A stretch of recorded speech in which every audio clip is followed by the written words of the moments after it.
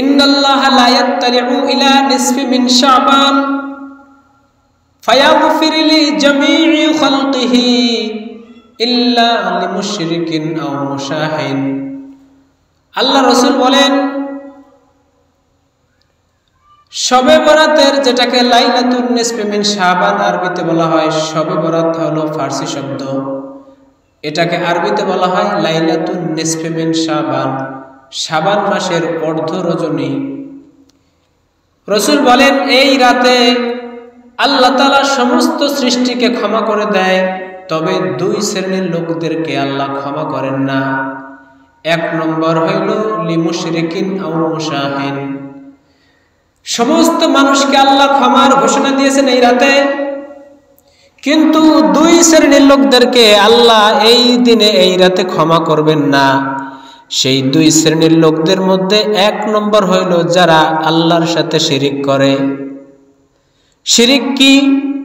শিরিক হলো ইবাদতের ক্ষেত্রে, ক্ষমতার ক্ষেত্রে, রিজিক দাতা, হায়াত দাতা, স্রষ্টা, সকল কিছু থেকে আল্লাহর সাথে কাউকে শিরিক করা।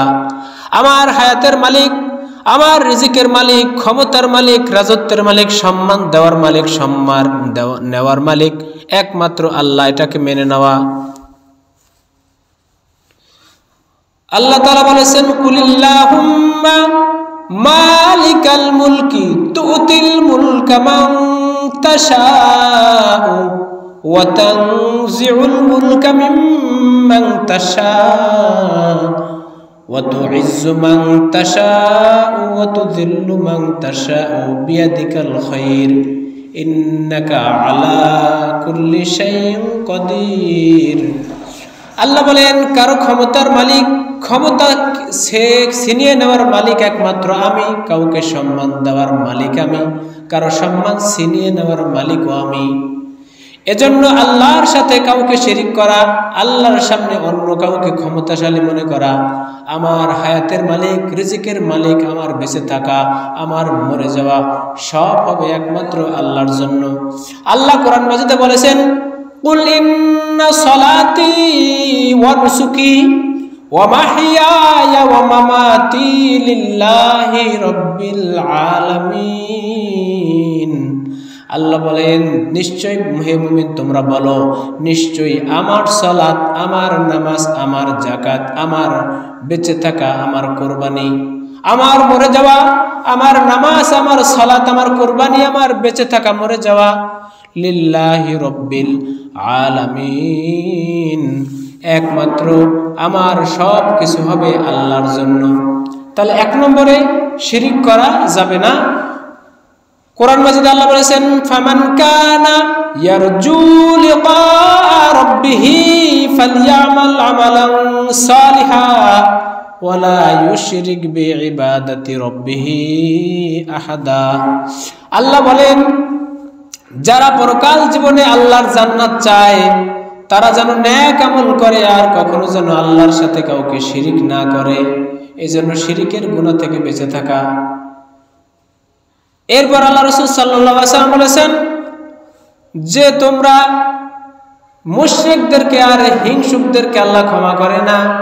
দুই নম্বর যাদেরকে আল্লাহ ক্ষমা করবেন না তারা হইল কি? তারা হইল হিংসুক। যারা মনের ভিতর হিংসা লালন করেন, এই হিংসুককে আল্লাহ তাআলা কখনো ক্ষমা করবেন না। যদি আল্লাহ, হিংসা কাকে বলা হয়? হিংসা বলা হয় আল্লাহ যদি কাউকে নিয়ামত দেন, ওই নিয়ামত দেখে আপনার কষ্ট হওয়া, অন্তরে জ্বালা হওয়া। আল্লাহ তাআলা কোরআন শরীফে বলেছেন, ইয়াহসুদুনান নাসা আলা মা আতাহুমুল্লাহু মিন ফাদলিহি, মানুষেরা হিংসা করে আলা মা আতাহুমুল্লাহু মিন ফাদলিহি, আমার পক্ষ থেকে যে নিয়ামত দিয়েছি। আল্লাহ কাউকে সুন্দর বানিয়েছেন, কাউকে আল্লাহ সম্পদ দিয়েছেন। কারো সম্পদে হিংসা করা, কার সৌন্দর্যে হিংসা করা, কাউকে সম্মান দিয়েছে, সম্মানে হিংসা করা। কারো আল্লাহ জ্ঞান দিয়েছেন বেশি, তার জ্ঞানে হিংসা করা।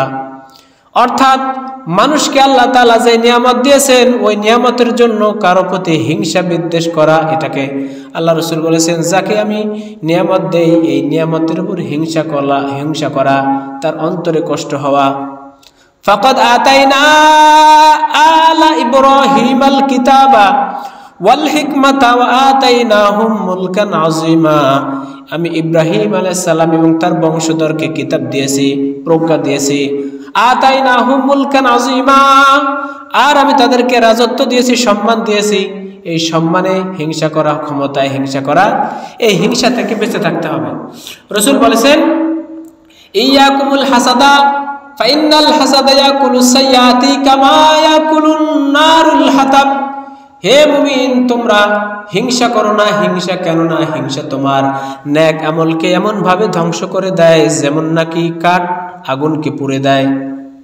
রাসূল সাল্লাল্লাহু আলাইহি ওয়াসাল্লাম বলেছেন, লা তাবাগাদু ওয়ালা তাহাসাদু ওয়ালা তাদাবারু ওয়া কুনু ইবাদাল্লাহি ইখওয়ানা।